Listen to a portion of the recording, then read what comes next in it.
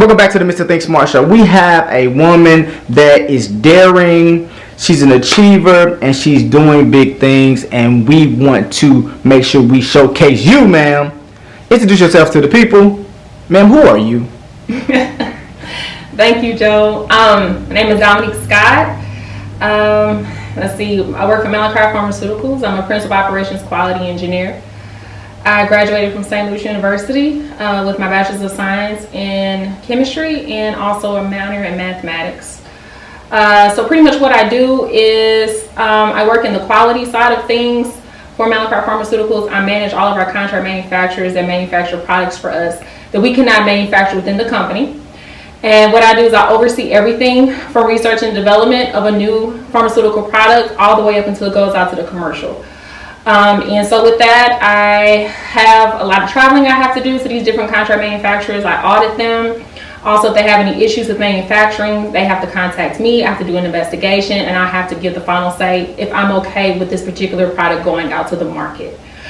So pretty much a lot of things that people take, like for example, acetaminophen, Adderall XR, I've been responsible for making sure that those things get to the market and that they're high quality and safe for the consumer. Man, you know what, you say it like it's just second nature. Is it second nature? It is second nature. I heard that. It sounds good. And if you don't know what she's talking about, you can always rewind and listen to it again and find out what everything means. Ooh, that was, you said that better than what I say, some stuff that I be doing. Let me know if I'm talking too fast though. Nah, you good. I'm good because sometimes I talk too fast. Nah, you good. They understood you, and I understand you. So let me ask you a few things. So, as a woman coming up and working in your field, how is that, being the successful woman that you are and rising like you are rising and growing as you're growing? Women sometimes they get persecuted. I'll just say it like it is. They get persecuted. So, is there a struggle? You know what I'm saying? Being a woman that's educated. And standing on your own 2 feet and making it happen for yourself? It is a struggle, very much so. In my particular field, I'm in a lot of situations where I'm the only female and only black person in the room. I've been in situations where people have tried to undermine me, look at me as if I'm a child, speak to me in a particular type of tone, and particularly with white males a lot. So I've had to prove myself, and with that, I've had to really get very tough and stern. And I've had disagreements with some coworkers about certain things, but at the end of the day, they respect me. I had to earn their respect. It's difficult to kind of learn how to maneuver through corporate America, period. Before a black woman, it's even more difficult because it's like you're being watched every single day, from the way you walk into the office, from the way that you may look at your computer. I've had situations where I said, well, Dominique, you don't look happy. Well, I'm like, what am I doing? Oh, well, you're just looking at your computer. Well, how am I supposed to look? I'm going to smile on my computer all day? So, they had that mindset of an angry black woman a lot. And I've had to defeat that and overcome that throughout the years. It's been a struggle. It has not been easy at all. But, I just try to persevere. And I always go by the motto of closed mouths don't get fed. Right. How I've gotten to where I'm at today is basically by always saying, well, they come on a new project, like, well, can I have that project? Let me hop on that project. I actually had a conversation with my boss last year, and he wanted to know how it was being a black person working at the company that I work for. Interesting. And I said, Jeff, well, why do you think I take on so many projects? He was like, well, you love what you do. I said, I do love what I do. But I said, in order for me to keep progressing and getting the accolades, I have to do 10 times as much as my white counterparts. I can't come across as if I'm lazy or anything like that because I would be reprimanded for it. So I constantly take on new things. I'm constantly like, I'll do this, I'll do that. But that's how I've kind of gotten to where I'm at today. It's about always just not just sitting back in a corner waiting for somebody to give me something. I've always to go towards it myself and reach the goal myself. What other programs do you do for the community that you're proud of? So the other programs I do for the community is called Black Girls Do STEM. It's actually founded by a young African American chemist from the St. Louis area. And what she has developed is a program for the girls ages, I believe, from 11 till 14. And every other weekend or every weekend, we would have them do different types of science experiments. And they would have some assignments they may take home and bring it back. But some of these science experiments we've done, for example, they've made their own chapstick for their lips. They've extracted DNA from strawberries. And so just really kind of broadening the STEM field within African American young girls. Because from working with those young ladies, I've learned that they don't get a lot of exposure to science within schools. And also, a lot of times that happens is that sometimes teachers have a tendency to try to sway some of our young black girls away from the STEM field. And so it's important to really push those young women in those fields, because those are the fields that really change things within the world. And to be honest, you know, if it wasn't for my mother pushing me into the STEM field, I probably would have been discouraged as well. And so I just want to make sure that those young ladies have the support system that they need to go into those career fields, that they won't feel intimidated at all. And so that's part of what Black Girls Do STEM does. It just really exposes them to the STEM field and encourages them to say that you are smart enough to do this. Don't ever let nobody take that away from you, that you are smart enough. I like it. So, all right, Dominique. So, if you had to give any advice to a young black woman who has the desire and has the push and the drive, but she just don't know what those key points were, what kind of advice would you give her? Do your research.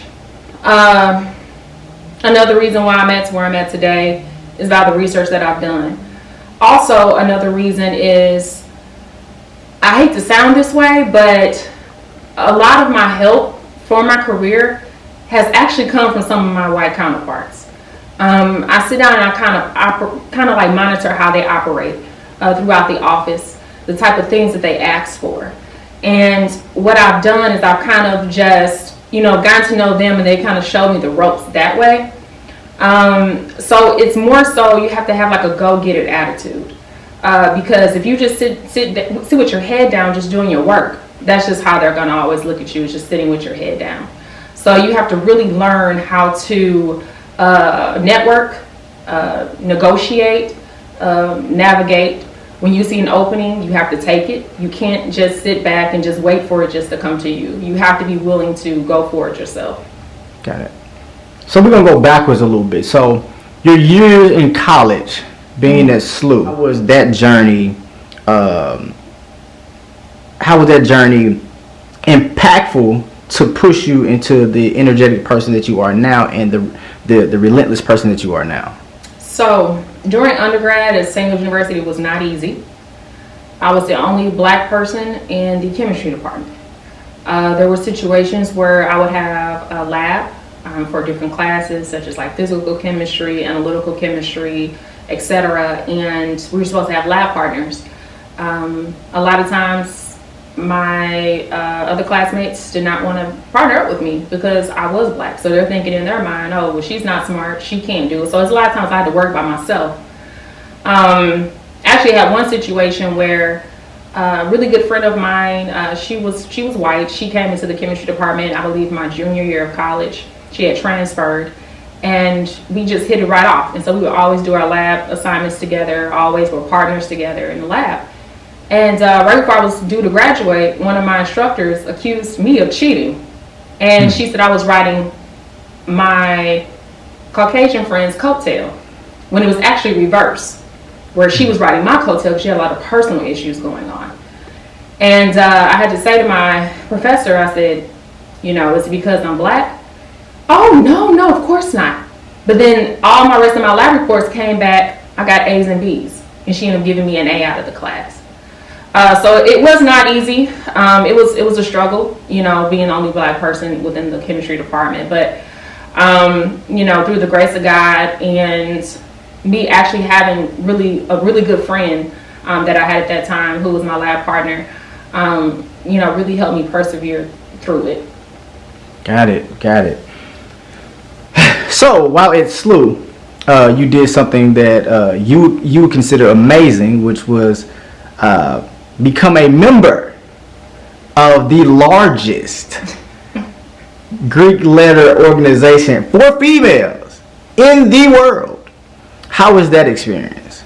It was a great experience, really great experience. Part of the reason why I pledged Delta Sigma Theta Sorority Incorporated is due to the fact that I was a commuter to St. Louis University. I did not stay on campus, so I didn't get an opportunity to really socialize a lot with the other students, the black students that went to SLU.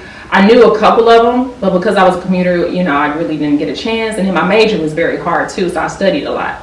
So when I got the opportunity to join Delta Sigma Theta Sorority Incorporated, it truly changed my life for the better.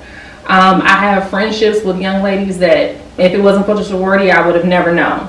And it has really impacted my life from everything, honestly, from the job I have to a lot of things that I go to like socially network has also been driven through Delta Sigma Theta Sorority Incorporated. I also have like relationships with older sorors who I consider like second moms to me. One soror in particular I talk to every single day. So it's a beautiful, wonderful experience. You get a lot of that out of that experience. You get a lot of sisters, you know what I'm saying? Like I'm my mother's only child, so that was another reason why I wanted to join the sorority, because it made me feel like I had sisters who actually care about me, who actually spend time with me, and we do things together. So it's a wonderful experience. Wow. I'm glad. I am my only child of my mother also, so that's pretty interesting. That was one of my reasons for pledging also. So last but not least, I would like you to give a thank you to those who you feel that deserve that thank you, that special thank you, in becoming the woman that you are, sitting right there in that seat. Okay. So I would like to give a special thank you to my mom, because without her, I would not be to where I am today. When I was younger, I actually struggled in math. She put me in tutoring from the age of, I believe I was 7 all the way up to the age of I was like 14 or 15. She really pushed me to do better. I was in private school majority of my life. She paid for that on her own as a single mother. She taught me things that with finances and things like that. That's why I'm able to do some of the things financially is because of her.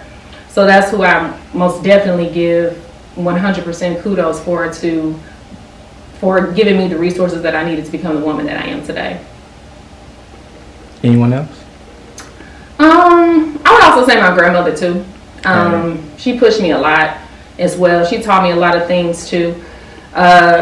One of her things is always like, don't let them books drive you crazy, because I was always studying all the time. Right. But she was also a driving force in motivating me as well. Got it. Well, you know what, Dominique? I want to thank you. I want to salute the divinity in you for actually taking the time out and opening up your home for this interview. I think and I know that you're going to do great things, and a lot of women are going to be inspired and empowered by what you said on my show. Thank you. Thank you.